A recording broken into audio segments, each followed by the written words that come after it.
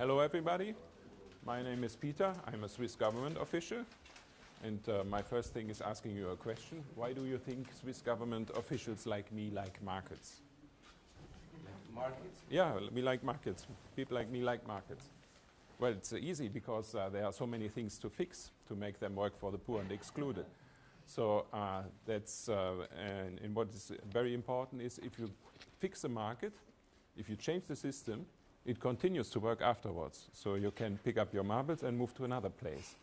And what we are talking about today are certain markets and certain imperfections, like, for instance, externalities, positive or negative externalities.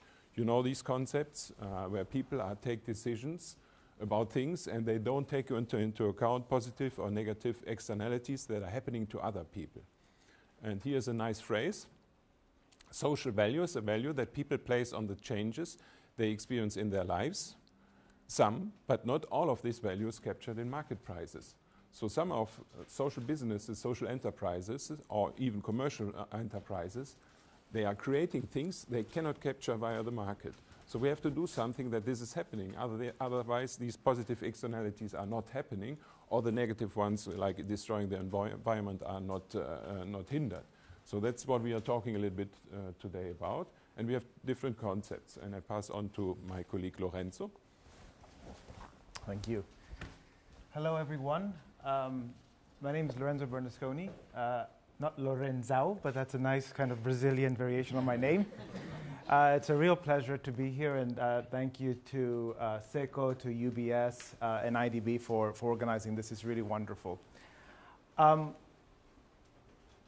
This is really kind of to put us all on the same page, and really for us it's a story of origin. So we came across this in about 2010 at the Rockefeller Foundation, and initially this was presented to us by Social Finance UK as a concept, and we put the first money towards the development of social impact bonds as an idea, and then invested in the first SIB in Peterborough.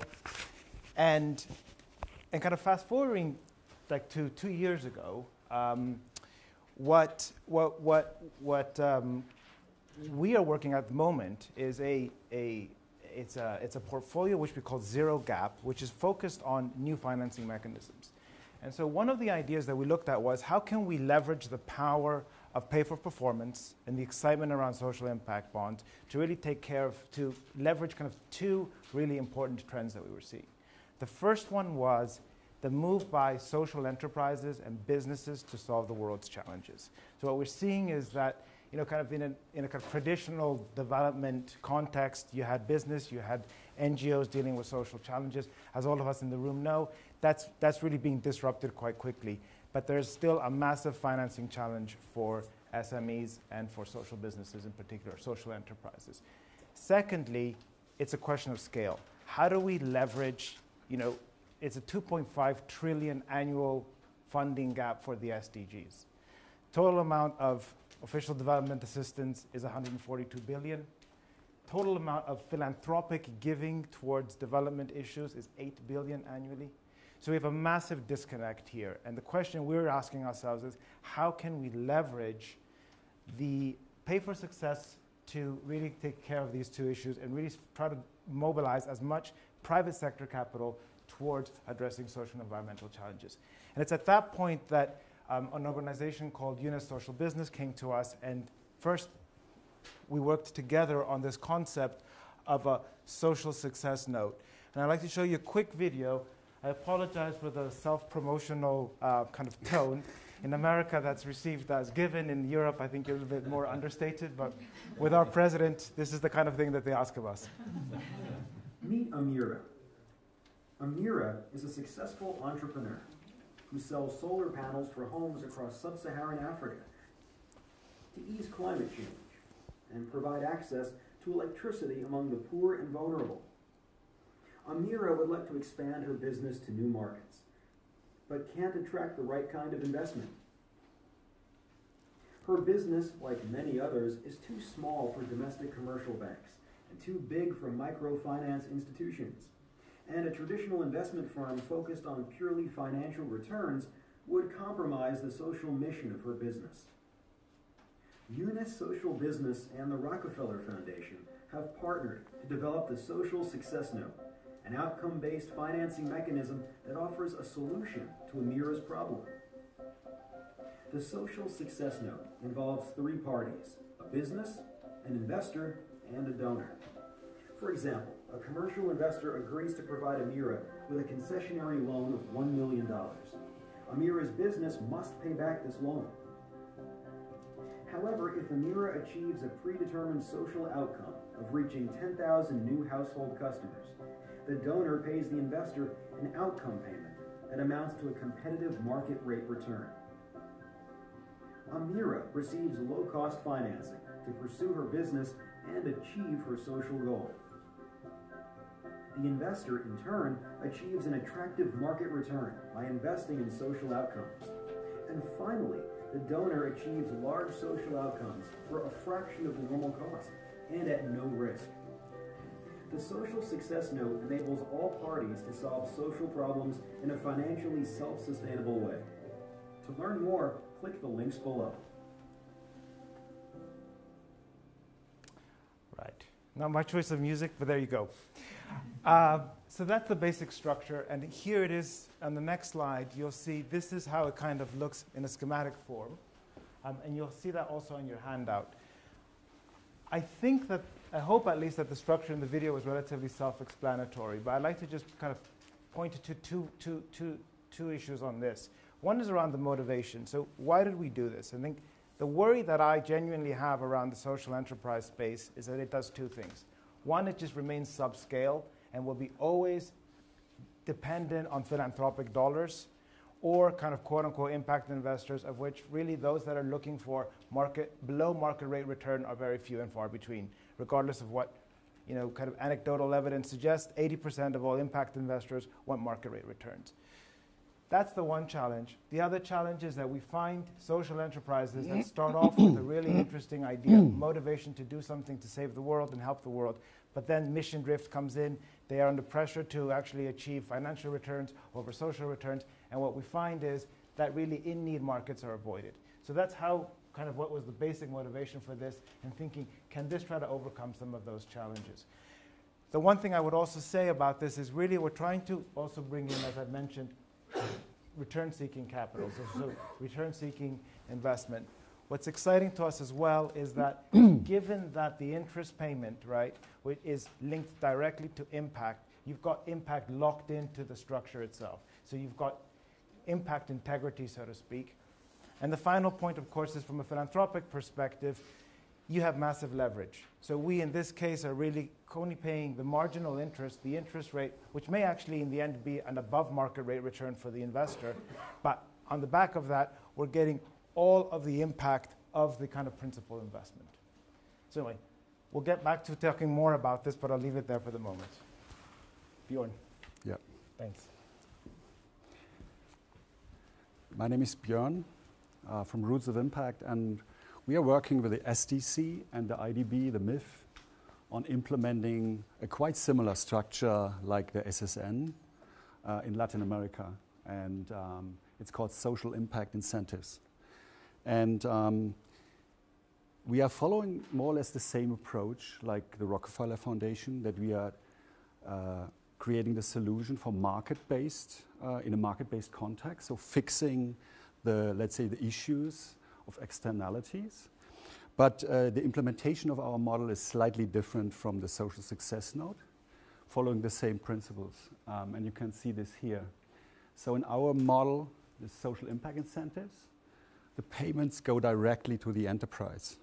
You know this from the carbon credit market, that the enterprises can earn additional revenues by creating positive externalities. In this case, we just adapted the whole concept to social. And what makes it quite exciting, because we already tested it successfully, is that if you once created this simple contract between an outcome funder and an enterprise, the enterprise is totally open to engage with any kind of investor they like.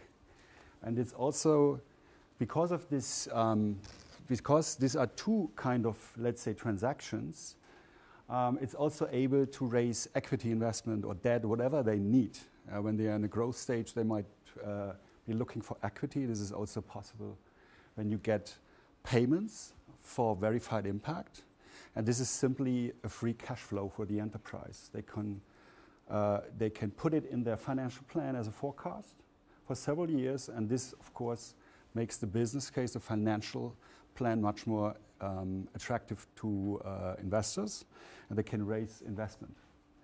And the same diagram you have seen from the SSN, it's just a simple difference that the outcome payments go directly. The rest is more or less the same. But it's not really correct because there's a loan. It's just an example. You know, you can do this with any kind of financing instrument with investors. And Lorenzo will come back to the differences between our structures and the social impact bonds. Okay. Yeah, so this is really meant to be representative, and you'll see this is on your handout that I so enthusiastically gave out at the beginning. And this is really, I mean, look, these are more like examples of the different structures, and recognizing that in the social impact bond world, there's obviously differences. But broadly speaking, I mean, the SIBs as a model works for the nonprofit world, whereas both of the SINC and the SSN are looking at for-profit enterprises. Second, I mean, the SIB in its kind of pure form really focuses, and where it's effective is where you've got some kind of a prevention and you've got cost saving to government. In our case, it's really on any kind of innovation that can create some kind of positive externality, or indeed reduce negative externalities that there is a donor that has some kind of interest in promoting. Again, in the SIB model, there's a kind of one of the, I think, potential drawbacks of it is that there can be these models of all or nothing. So if the social impact is not achieved, then all the risk is transferred really to the private sector. In this case, financial risk and impact risk is separated. So if you think about the social success note, the social enterprise has to pay back the principal and a nominal interest rate, but really the return, which is what would interest the investor, comes from the impact that's achieved. In the SIB model, I mean, one of the that was discussed about this morning, there's the challenge, of course, of transaction costs. Much of that comes down to the need for counterfactuals in order to evaluate kind of the cost savings of an intervention. In the social success or in the SINC model, that's not necessary. We can do this according to kind of KPIs that we take as proxies for impact. See, skeptical note there, but anyway. The other point is that in terms of the, I think this is a point that speaks to the scale, right? Which is maybe just one point actually going back to the other one around the KPIs. It's a bit of a technical point, but I think an important one, which is that when you have to do these evaluations in a traditional SIB model, one of the problems with it is that it can take a very long time to get the results back. And in this case, which then from an investor's perspective obviously reduces the return. The IRR is reduced just because of the timing that's necessary to verify results. We've tried to come around that problem with these models by having just very, very clear KPIs that are met and using those actually to trigger the payments. Sorry, going back to the next point, outcome payer is responsible for the full cost of intervention plus investor return. So in the SIB model, as you all know, the initial money is, the upfront money is put in by investors, but then what the outcome payer has to do is pay for the cost of intervention plus the return to investors. Whilst in this case, the outcome payer is only responsible for the marginal kind of impact that they're paying for. So in this case, from our perspective, from a donor's perspective, there's a lot more leverage. And I think finally, and I think this is in a way kind of the most important point, and why I don't think that this is one model is better than the other. Really, they're addressing different issues. I think just it's important to have that in mind.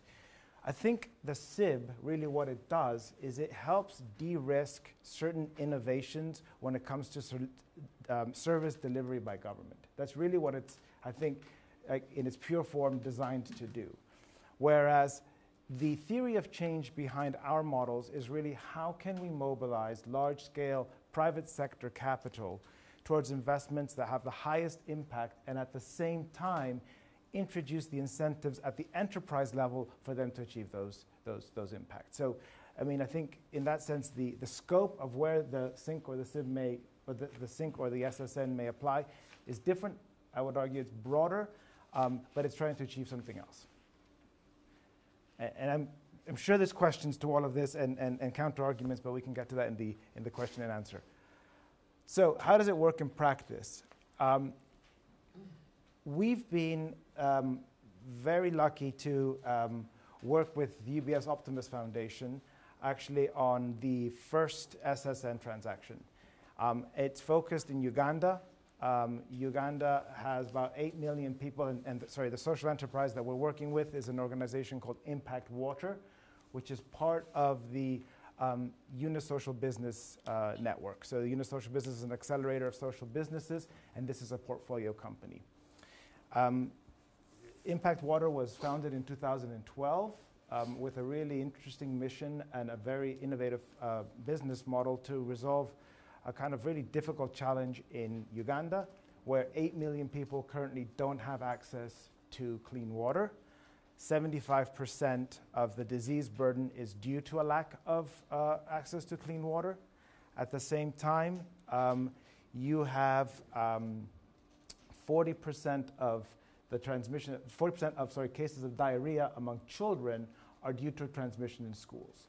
So what Impact Water does is they have an innovative financing model where what they do is they focus on providing clean water to healthcare facilities and schools.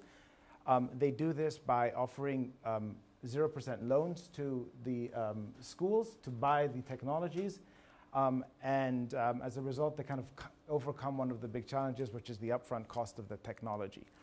To date, they have reached something like 725,000 children.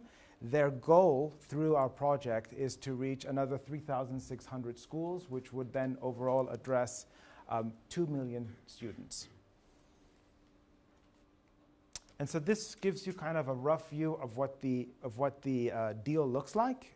We hope that we're going to launch it in Q1 of this year, so we're still kind of still putting the last I's and the crosses on the T's. But as I mentioned, the UBS Optimus Foundation will come in as an initial investor. They have a 5% kind of base interest rate, which is then what Impact Water has to pay. We, as the foundation, are the outcome payer. The target outcome will be, again, installing their technology, the clean water technology, in 3,600 schools. And the kind of intermediary will be a Unisocial Business. We're then using a local evaluator.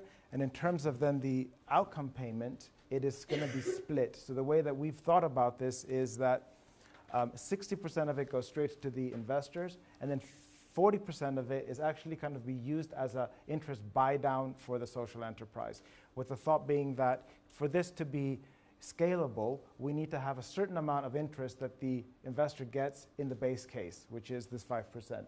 And so with that, their interest rate, kind of in the case of success, goes up to 10%. In the case of failure, in case they don't meet it, they still get the 5% return. Thank you. That's Peter. All right. Okay.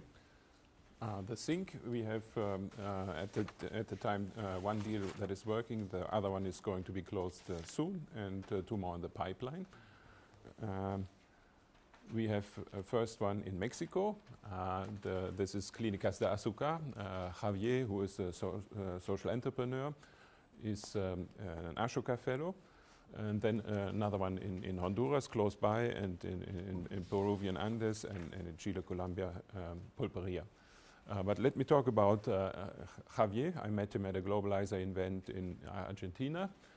He's working on diabetes. His business model is providing a kind of fitness studio for diabetes patients from all kinds of strata in the population. So they regularly come in there, they pay a fixed amount, and they get care and are more or less well taken care of, and their health is improving dramatically.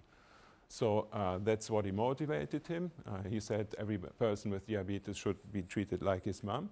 That's why he's setting up these clinicas, and he had, when we were meeting, already 5 going on, and wanted to do until 200, so very quick growth. And Björn and me, we met his CFO in Merida, and he was explaining us the financials, and we said, wow, that looks really interesting. And we said, sorry, too quick. We said, but how do you take care of your social mission? If you're growing so fast, you need a lot of capital.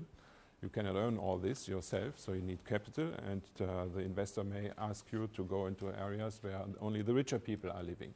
And he said, yes, this is a concern, and we will find a way to deal with this. And we said, can't we work together and make sure that you are going closer to the neighborhoods where the more excluded and low-income people are living, instead of to the richer neighborhoods? And they said, yeah, we would love to do this. How can we do this? And we said, yeah, well, let us pay for it. We would like to pay for it. That's kind of helping you to keep your mission. And we agreed on metrics together with them. We said, it's a mixture of quantity and quality. We want the percentage of people from the base of the pyramid that are in your clinicas, in your growing number of clinicas, is increasing. So we want him to go deeper into the base of the pyramid. We understand he cannot work only exclusively with poor people, because we couldn't pay all this, but that the percentage of these people is going down. And so his salesperson, everybody is trained and thinks in terms of, we have to make sure that the percentage of poor people is stable or even growing, so we get money for this. And the second thing is, of course, we're not just interested in quantity, but we want to have clearly that the quality is improving, that the livelihood is improving of these people, that there's an outcome, not just an output. So it's not about just patients treated, but how their well-being is changing. And fortunately, we have very good data in this case, because it's very easy to test. There's one indicator, the HbA1c levels of people that have to go below something like 7. And you have the data before and afterwards, and how they evolve over time. So that's the second metric. And by the way, of course, they need money, and one of the conditions is that they raise money, because we want them to go to scale. And they raised 1.5 million already for creating more clinicas. So what have we learned so far? Yeah, looking at this example, and also the other ones we are working on in Honduras, in Chile, and Colombia, there were a lot of learnings, and we would like to share a little bit, because when we, and this has never been done before, like paying for social impact directly. So the question is how to manage this process and how to make it right, because we don't want to distort markets. This is also very important. And I think the first big issue here is that the whole transaction is a business transaction. It needs an investor logic behind. So we are more like a venture capitalist who wants to provide an opportunity to grow these, let's say, models that work. So if Javier is able to scale up his company from 5 clinics when we met him, he's now at 9 or 10 to 200 in the next 5 years. This is a big deal. And if we can help him during this journey, that he will provide deeper levels of impact, then it's really a great story. And we just want to make this happen and to catalyze this process. What is needed to find Javiers in the market is really, we have to go out and in the region, and we are working with the IDB with 26 offices all over Latin America, and we get a lot of, let's say, deal flow to see, and we check them for a very certain criteria, like additionality, transparency of impact, and also, are they able to deliver this impact in a sustainable way when we go out? So we will not pay forever. It's a time frame,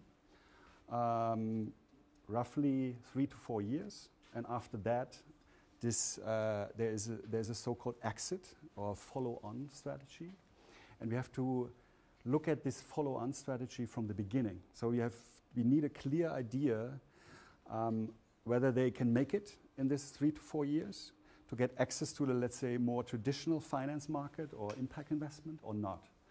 And this is part of the assessment. And in our case, the IDB is doing the due diligence on every single transaction.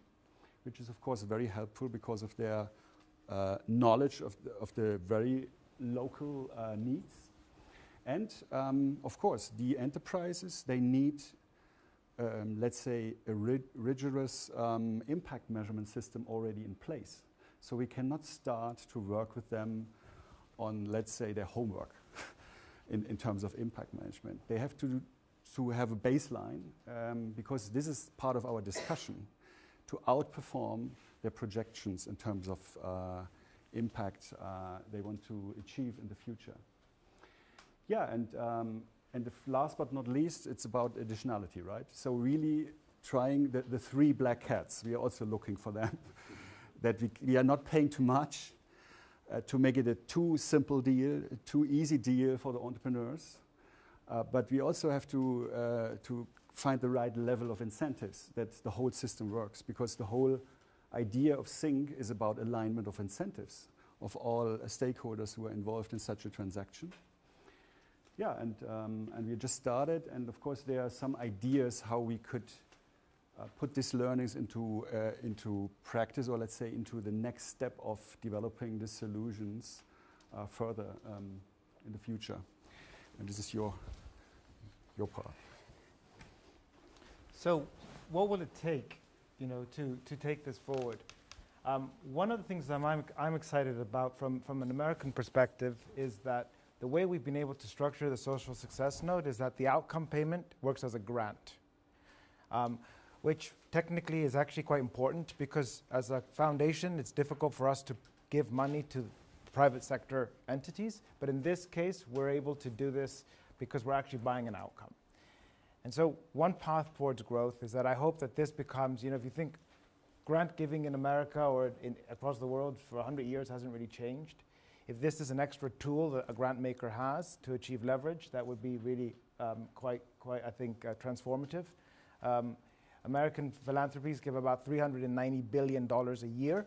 Only 6 of that goes abroad. 1% of that was used in a structure like this. You'd have, something like $4 billion in outcome payments with the potential for very significant leverage. But I think, as I mentioned before, there's very little money actually going from philanthropic sources to international development. And I think really what it's going to take to move this along is to overcome the main impediment to all of these structures, which is having an outcome payer. And I think if we could get some momentum around a $100 million commitment by development finance institutions to say, listen, we need to find ways of better incentivizing the private sector to work alongside us, to work along pay-for-performance mechanisms that ensure impact, that ensure that we are also getting a good deal for public money, for public dollars, but at the same time doing this kind of trick of leverage, which is what we have been speaking about earlier today, that could be really transformative. And I don't think it's unreasonable to think about a 1-to-5 leverage ratio in terms of $100 million going into a fund like this, raising 500. You'll see that that's not the leverage we've achieved now, but that's because when you have some scale, you will have standardization, you will have aggregation, you will be able to do these deals across certain sectoral verticals and aggregate these and do these at a scale that's really necessary. So it takes me to my last slide, that we're not crazy. At least I don't think we're crazy. This shows you, for the Germans in the room will know about this, but this is basically the story of feed-in tariffs in the German energy market. In the year 2000, the German government decided that they wanted to accelerate the move towards renewable energy. They offered feed-in tariffs, which you see here in the red, which was basically saying to the private sector, if you as a private sector take the risk of investing in the operations, the construction of creating renewable energy, if that then results in renewable energy going into the German grid, we will give you incentive payment. This obviously cost the German government billions, but it resulted in hundreds of billions in private sector investment. And it completely transformed the German energy market. 35% of German energy now is from renewables, compares to 14% in the US, 22% in the UK. on sunny and windy days, 85% of Germany's energy comes from renewable energies. And the point here really is this. These incentives can work, and they can fundamentally transform markets. They can fundamentally transform the nature of a market. And the worry that I have in our space is that we, with climate change, poverty, these are genuinely existential threats that we face. And I think that as a community, if I dare use the word, we have to stop pussyfooting around and think that little pilots here, little pilots there are not going to work. I think that the way in which it needs to move forward is for us to actually put a stake in the ground, really think about, look, at the end of the day, it's going to take the private sector to work alongside us. And I hope that through this pay-for-performance type mechanisms that we have suggested, there's a way of doing that in a way that really ensures impact and a good deal for public and philanthropic entities. But just on that last one point, I'll give it to Peter. Okay.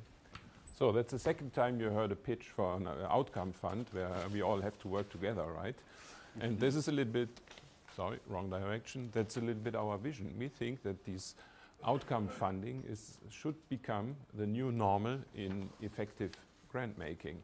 That's how we can really make aid more effective. And I think it was a perfect example with the German energy market. And of course, this is not new, you heard it before from you, by the way. Investment linked to outcome funding is a new asset class for investors. So these are our two visions, that we can make this the new model of effective grant making and create, by the way, a new asset class. And that's why I would like to put on again my hat as a Swiss government official and go around and collect from you your business cards if you want to participate in this outcome fund. If you don't have your business card, put in your credit card. Thank you. Or cash or everything like this.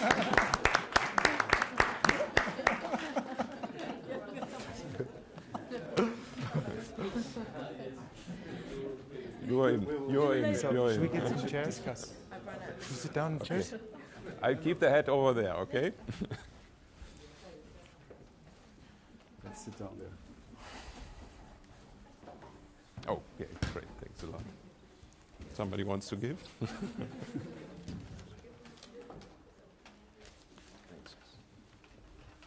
Well, that's it for the formal presentation.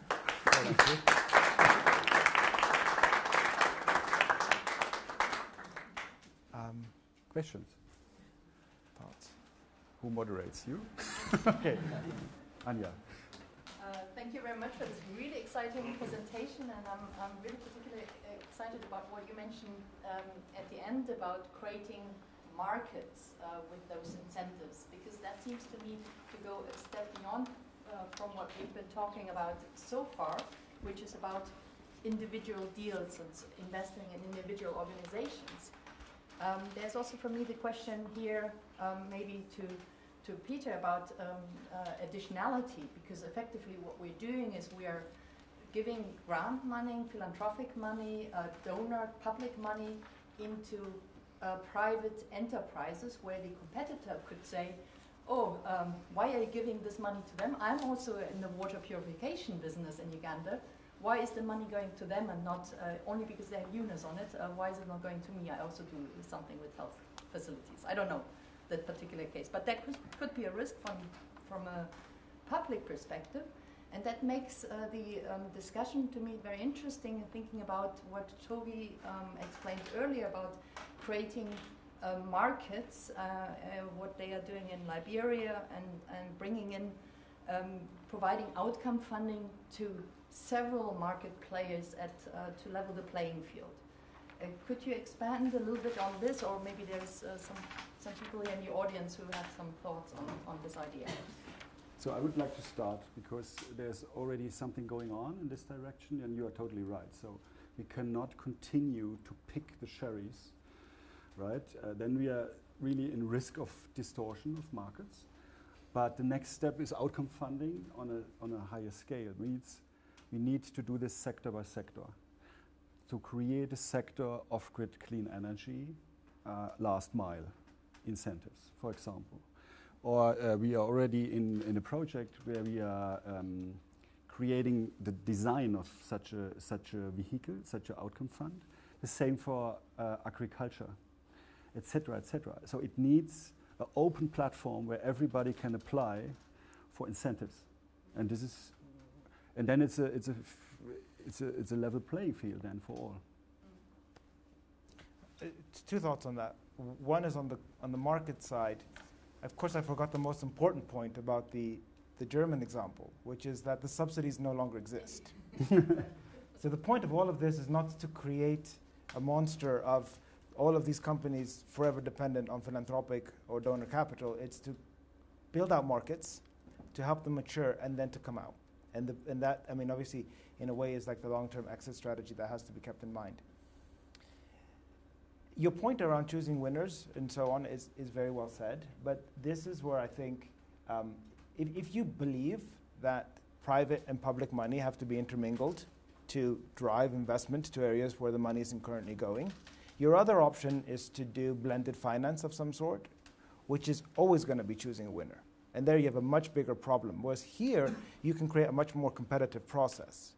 And I think that the difference between, and I'm by just for the record, I'm a big fan of blended finance, but I think that one of the things to be cautious about is that when you offer some kind of concessionality, of some credit enhancement, two things happen. You're choosing a winner, and you're compensating, in a way, the private sector for failure. You come in when they fail. Here, you compensate the private sector when they do well. And I think that's very different. And yeah. Can I ask, firstly, I'm a passionate believer in outcome models. But let me ask you a couple of questions. The 5% that UBS is getting, do they get that irrespective of whether the thing is successful or not? Okay. Well, that's a good return to them. 5% with limited risk is good. Second question, if it goes sour, who exactly is picking up the tab on this? Third question, if I'm a social entrepreneur and I'm being lent 5%, which currency am I being lent it in? Because 70% of my risk is in foreign currency, if I think about this stuff. Yeah. So who actually takes that risk? Are you asking the social entrepreneur to take that risk? And fourth question, if I may, if I look at Rockefeller, you have $3 billion worth of core funding. And I would ask the question, the Program-Related Investment Code was passed in 1969, which defines how you could actually apply that balance sheet to these issues. In fact, I worked with the former head of the exempt unit of the IRS to integrate that into an LLC structure that would exactly allow you to do what you said. So why aren't you allocating your balance sheet in terms of leveraging this capital as well? Yeah, that's good questions. Let me take those one by one. Base case scenario, things go wrong. Yes, the investor gets back the 5%. Risk. Risk is divided. There's different kinds of risks, right? There's the credit risk, which the investor takes on, which is that the company will not be able to pay back the loan. That could happen, but they could still achieve the social outcome. That's how the two are separated. And the second risk that they take on as an investor is the impact risk, right? So if the impact is not achieved, I mean, in the base case scenario, assume that the company can pay back the loan, they just get the 5%. If they achieve the social outcome, it goes up to 10% in this first pilot. Very good point around FX. This case, it's a dollar-denominated loan. But I think you're exactly right. But I mean, I think that the modeling is done relatively conservatively, so that at least in this case. But I think that at scale, that is a core issue to address. And on the question of Rockefeller in particular, and MRIs versus FRIs, you're being very cheeky. Look, I think there's two things to say on that. One is, at least, I mean, the Foundation's policy is that although no official target has been set, we have over 400 million in, and this is not an official number, but we have over 400 million in impact investments. It's just that we don't have a kind of formal allocation. And I think that's all very important. But the truth is that US foundations are under a lot of pressure to achieve pretty high returns. So to your point of how risky should they be, I think that there's an interesting, the way that I think that we come out on this is we're now moving towards using guarantees off the foundation's balance sheet. So that's an area that we're going to, which is, we think, relatively low risk. But how can we really take on the risk on the PRI side? And the PRI, by the way, this is investment money that comes out of the grant-making side of the foundation. And I think that's where foundations can be really catalytic, because we can do things out of that pocket of money that no one else can. And we can, and many others can divest and do other things on the MRI side, which is very important, don't get me wrong. But in terms of really doing things that are a little bit catalytic, I think that the PRI shouldn't be underestimated. Two questions, much simpler than the ones that have been asked before. and probably I should know the answer to both. But the first question is, so the investor is obviously familiar in evaluating the financial risk of the transaction, but is not familiar at all with evaluating whether the social outcome can be achieved or not. So my question is, what are the tools that are currently available for the investor to be able to facilitate the assessment of the investor? Ultimately, he will create his own, or he or she, their own team capable of doing that. But what are the tools available right now in the market? And the second question is, how can the investor source these transactions? Because this transaction is not just a company. It's a company with an outcome funder that is willing to top up the return in case something, the social outcome is achieved. It's a pretty difficult thing to put together, and investors often don't have time. So, two simple questions. I don't think that it's that complicated. Do you think you can do another 10 minutes and then wrap it up? Good. I don't think it's that complicated. In our case, we have as a partner the IDB, the MIF. They are doing anyways due diligence, so they are familiar with doing due diligence of investees that are receiving either loans or technical assistance. That's an advantage in our case. But in general, we are usually very happy that we have two due diligences, another one by the investor, the private investor. And he's familiar with looking at business models, so he should be capable to judge whether these people are able to create these clinics, and then whether they can create clinics in, for instance, low-income neighborhoods where there's obviously a little bit less income from the normal side, but this will then come out of payment. The data are there, they have to look at this as well. A little bit more complicated, but they can make it, and our case is demonstrating is that they believe in this model, and their incentives are aligned. So yes, if they call themselves impact investors, they should have a look at impact measurement as well.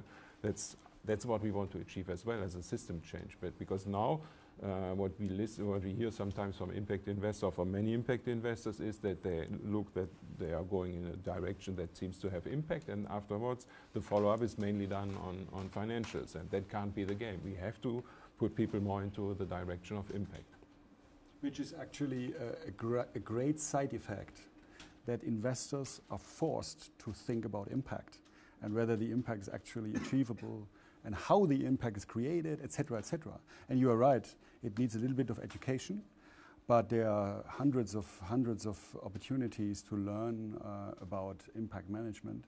And we are also invited in this, so during these transactions, we are invited by the investors to explain also our perspective, why we created exactly this matrix and these levels of incentives, etc. So it's a dialogue with the investors as well. Just two quick thoughts on that. I think that at scale, what you say, you're going to need specialized intermediaries. You need specialized investment firms that know how to do both. And they will have the connections and will be able to both source the philanthropic capital and will do the two assessments. Second point, though, I think in some cases, look, it's just very good analysis to understand what the impact is. So it's not, there's cases where you're thinking, I mean, there's a famous pay-for-performance green bond that was launched in the United States that was linked to, by DC Water, that was linked to green infrastructure. You have to understand the green infrastructure, that's complicated. And that's something else, and you would go to specialized engineering firms and understand whether they think that technology could work. I think in some of these other cases, it's just about saying, look, the analysis you need to do is look, they're moving into this new market. You do the market analysis. We have done an independent verification that the actual technology has the impact that it's meant to have. So based on that, if you accept that assessment, you can then just say, look, can they expand into this more difficult to serve market and successfully, return my principal? That's the question. And I think that that's not necessarily a massive leap in terms of the kind of analysis you would have to do. Okay. We can only take 4 more. I would like to start with Simon from responsibility, and then you and Bernice at the end. Yeah, I'd like maybe to start with a little word of warning on the German solar market. While all the numbers were right, of course, I think it's important to note that the technological advances over the last 20 years in solar panels have spurred this as well very strongly, because the price of solar panels came down, so that subsidies could also phase out to keep the impact. But of course, on the general point, it's right. And I think the transformation we can make from that is one on trust, to help in, because basically what the SDGs want to do, or what you are also addressing here, are 2 things. First, you want more money, the trillions, to flow to developing countries. So cross-border to countries where many investors have never been, where they don't know the business models. What can we put as incentives to them to do it? And the second is, to the case like Amira, to run a social business. So we need to address an incentive to her to do this. And there, another little word of warning, impact and impact. For an entrepreneur and for us in development finance, impact is very different. There can be calculating jobs, or there can be very complex log frames. You can evaluate with 20 consultants over 10 years in one single project if you really want to know everything. And that is a big gap, and we use these words simplistically, which is good, but that is something we need to keep in mind, I think. So in addressing these things, I liked the models very, very much in the beginning, because it addresses exactly these incentives. What I have the problem of maybe understanding is how to scale this up really big, because we need, finding millions of investors who give trillions, that in itself is a question, but also finding the absorption capacities in developing countries of millions of Amiras we can find efficiently and treat efficiently, that is another big question. And of course, no model can solve it, and I don't want to overreach, but that is something where maybe you and also us, we need to think about it more, how we really reach the scale we need to get. Thank you. Well, it's maybe linked to that question, I guess, or point. I think it's a fantastic set of models that you've created. I think the transformational step, as you've said, is taking it to a market level basis as opposed to a transactional level basis, and it links to the point. In my mind, I think the investment capital is probably the least problem, actually. I think there's a significant amount of investment capital out there for good investment opportunities, and increasingly for socially minded agendas. I think the question is about the additionality of the outcome fund, and being able to demonstrate and articulate that at a market level is quite different to a transactional level. In a way, the German solar market was simple because it was new, and in a way there was no transaction base to start with. If you start with a market which is existing, I just came back this morning from India. I work for the Global Fund. We're talking about TB. 80% of the first TB contacts in India are in the private sector, where people will get tested in the private sector. Almost 50% of those people disappear after they've been tested. It's a fundamental barrier to follow up for TB patients. Changing that market would be a fundamental difference in TB in India. Fantastic if we can do that. Understanding how you pitch that outcome fund into an existing market so that there's an additional performance based on that payment, I think is a challenge, but I think it would be a brilliant one for us all to solve together. Can I comment on that? Just two thoughts on that. If this matures in the way I think it would happen, is you'll have specialized asset managers, for lack of a better word, that I think will be then focused, just as you have in a more traditional market, in specific verticals. They will understand water and sanitation inside out. And you will then also have the expertise on the donor side to know what is an appropriate subsidy, is my sense. So you'll have that maybe at the transactional level. I also think this can apply at a higher level of aggregation. So It doesn't have to be the emirs of this world that are receiving the loan. It could be municipalities. It could even be sovereigns. So you could imagine a pay-for-performance sovereign debt, sovereign bond. And in fact, we're looking at something like this in Sweden, of all places, because don't need to get distracted on that one. But in any case, I think that the issue is that, again, there the logic is, if there's ways in which the government can incentivize large corporates to do these things that they know they can do, but they don't do it because it doesn't meet their internal IRR, something like this might get them over the line. That's the hope. I just had one small comment. It wasn't. I wasn't scrunching my forehead about the KPIs. I just wanted to note or bust the myth that impact bonds are very counterfactual focused, because actually only about 10% of existing impact bonds use randomized control trial and a handful quasi-experimental design. So, just I think that that's true. The point I would say though is that what we find is that whenever government's under scrutiny, suddenly the burden of proof is ridiculously high. So if it's not a randomized control trial, it costs a lot to prove that out. Politically, that's the point. I think that, I would like to come back to the question about scale and let's say alternatives. And also your point on blended finance, because most of the community understands blended finance and de-risking only.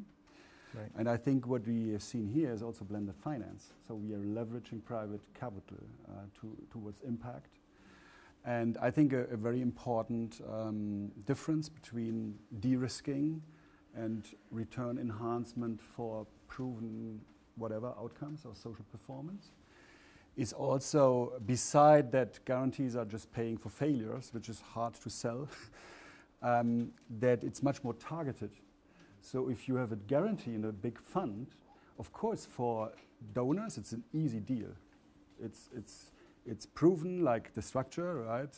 It's the silver bullet in blended finance. Everybody knows how to structure it. But whether you are really achieving the impact you are looking at, it's not always the case. I would, let's say, advocate for a combination of de-risking and some form of incentives for impact. This would be super powerful. But this is maybe a separate debate. Last question, Melina.